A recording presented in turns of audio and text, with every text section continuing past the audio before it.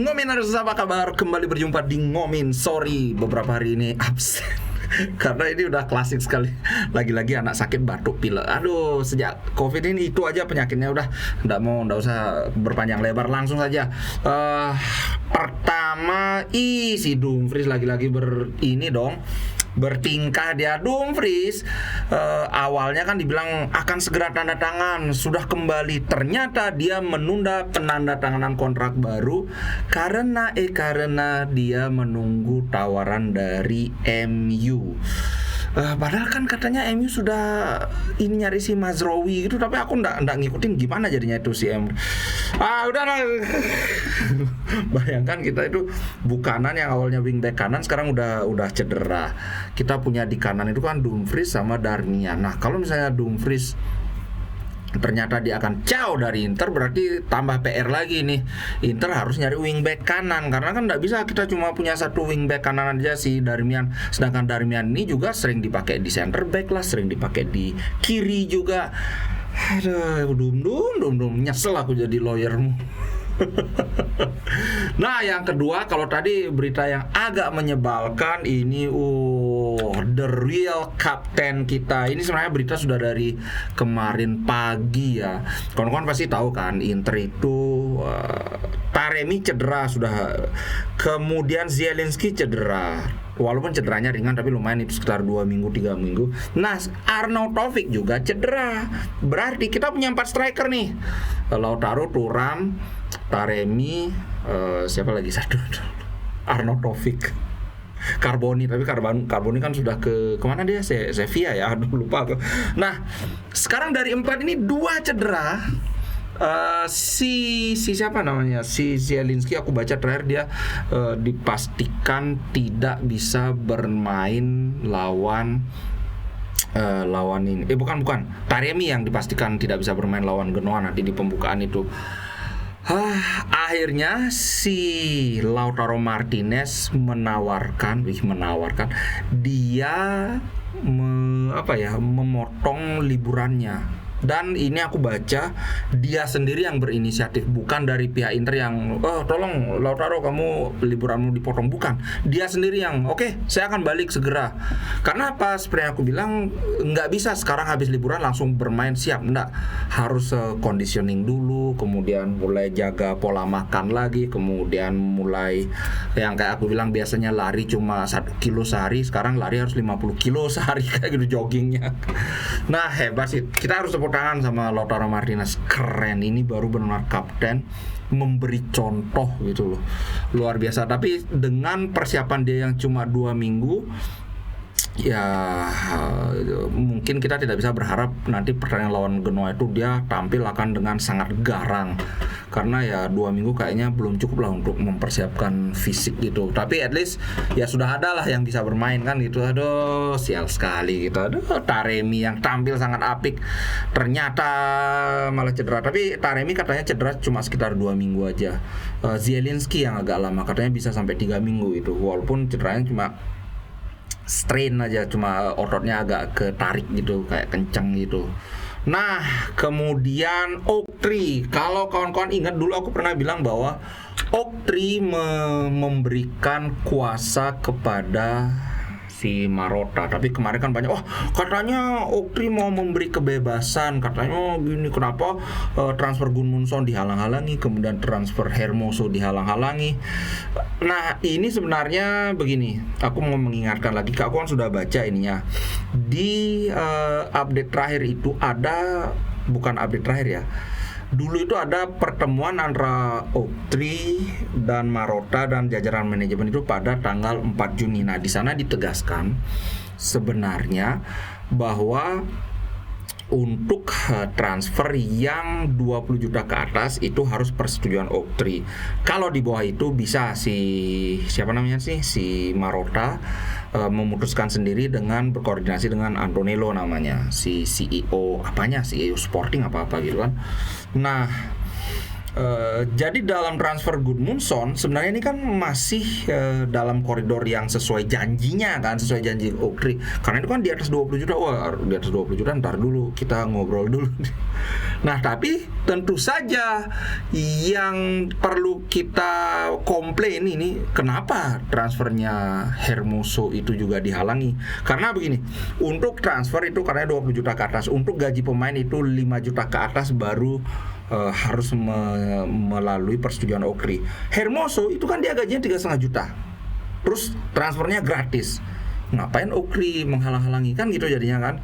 Nah, sekarang ini ditengarai Marotta itu akan meeting lagi lah dengan pihak Okri untuk mempertegas ini gimana sebenarnya. Karena dari sisi manajemen mereka merasa bahwa the way they manage the club itu sudah oke. Terbukti mereka sejak Marotta pegang Inter lah dengan staffnya ini kan walaupun masih ada defisit tapi kan itu sudah jauh berkurang. Bahkan kalau kita lihat sebenarnya banyak transaksi yang sangat menguntungkan, misalnya kayak Lukaku belinya kalau nggak salah 50 apa 60 terus kan dijual 80 juta ke Chelsea. Kemudian Hakimi beli cuma 30 dijual 60, hampir 2 kali lipat. Kemudian Onana gratis jual 50 juta. Ya tapi ada juga yang rugi kayak si Korea. Plus dari sisi finansial, dari sisi dari sisi prestasi juga kan Inter sangat bagus kan. Apalagi 3 musim terakhir ini gila, 3 musim 6 trofi Pak. Satu diantaranya adalah trofi Scudetto.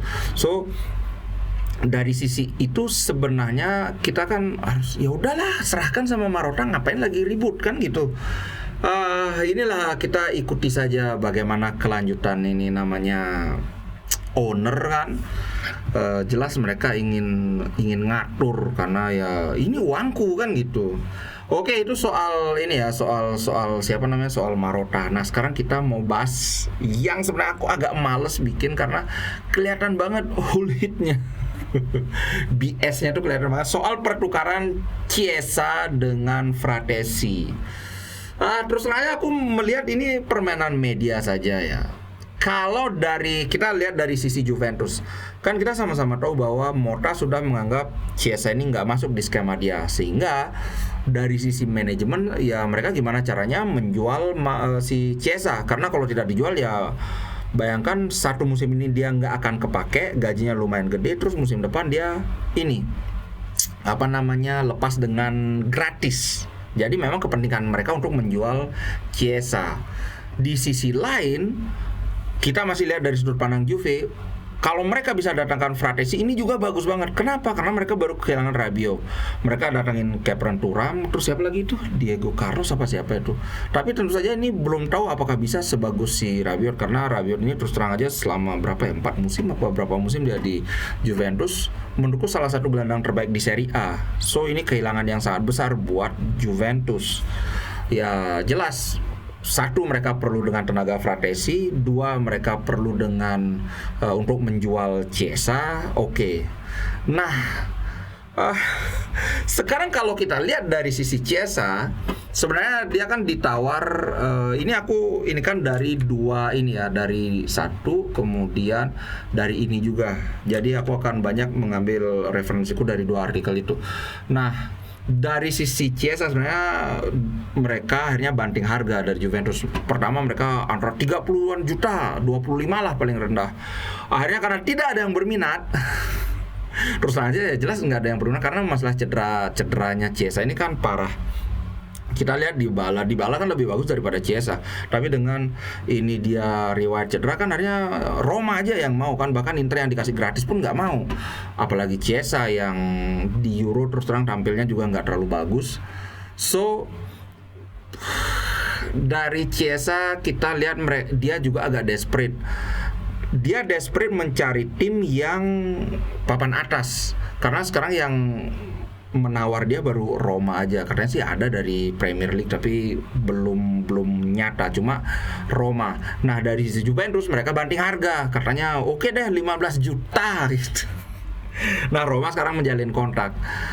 Kalau dari sisi Kalau dari sisi Chiesa dia kan pinginnya pastilah main di Liga Champion. Kalau Roma kan nggak main di Liga Champion, jadi susah. Nah, Chiesa sebenarnya berharap sama Inter. Plus katanya ada sakit hati juga dia sama Juventus karena diperlakukan kayak habis mandi sepah dibuang lah gitu. Nah, dari sisi Inter ini nggak mungkin. Fratesi itu ya aku sempat baca dia bermain jarang banget jadi starter, tapi dia bisa nyetak 6 gol 10 assist kalau nggak salah, tolong dikoreksi aja, tapi angkanya itu berkisar itu. Nggak mungkin Inter mau kehilangan Fratesi, apalagi Fratesi umurnya masih muda, apalagi sekarang Zielinski cedera. Kemudian Mkhitaryan juga udah tua, walaupun kemarin di pre-season kan kelihatan si Mkhitaryan kayak wow, nggak kelihatan kayak umur kakek-kakek kan. Nah, dari sisi Inter sih kita sama-sama tahu ini bul lah pokoknya, ngerti kan, nanti aku kena dolar kuning kan, omong kosong lah. Nah, aku sih curiganya ini setelah aku ini kan, itu dari Tutto Sport yang ini kan, yang wah bisa terjadi mengejutkan dari Inter ngambil Chiesa. Padahal dari Inter itu nggak mau gitu loh. Dari Inter tuh ya kami berminat tapi musim depan biar free gitu, karena ini kan sudah hampir tidak mungkin memperpanjang kontrak. Jadi musim depan itu sudah pasti free dia. Ngapain pemain yang sudah pasti free itu kita beli sekarang dengan harga 20 bahkan 15 pun agak kemahalan. Ya mending Gudmundsson. By the way, Gudmundsson itu sudah sangat dekat ke Fiorentina. Karena tinggal tanda tangan saja, dan itu cuma berapa? Terakhir aku lihat cuma 23 juta, pokoknya di bawah 25 juta. Aduh, miris, sakit hati ini. Scudetto, finalis Liga Champions. Sementara itu Julian Alvarez, tahu nggak, Atletico Madrid dan nggak pakai banyak cincong 95 juta dibeli itu. Sebenarnya bukan 95 juta tapi 75 juta dengan bonus bisa mencapai 20 juta. Bayangkan sekelas Atletico Madrid loh beli Julian Alvarez seharga segitu. Sementara Inter ngambil Gudmundsson yang 25 juta aja nggak bisa. So, kawan-kawan nggak usah khawatir, manajemen Inter itu nggak blow on, nggak mungkin mau nukar Fratesi yang apa ya, masa depannya sangat cerah, yang dimana midfield Inter itu juga sudah mulai menua. Hakan itu kan 30, Mkhitaryan 36, Barella oke, masih inilah, tapi ya akan ada banyak posisi untuk Fratesi di Inter. Nggak mungkin mau nukar dengan Chiesa, yang mana Chiesa ini aslinya lebih ke winger, walaupun dia masih bisa main sebagai striker, tapi susah. Tapi sekarang at least Napoli juga karena berminat sama Chiesa, mereka mau nukar dengan Raspadori. Kalau Inter sih aku kayaknya sih nggak mungkin, karena profil dia agak tidak terlalu menarik, tambah sering cedera juga. Kita udah Korea cedera, kemudian Alexis Sanchez, sekarang Arnautovic juga. Masa kita mau ambil striker yang BPJS lagi, kan nggak mungkin toh. Oke guys, itu dulu untuk konten kali ini. Sampai jumpa di konten berikutnya. Ciao.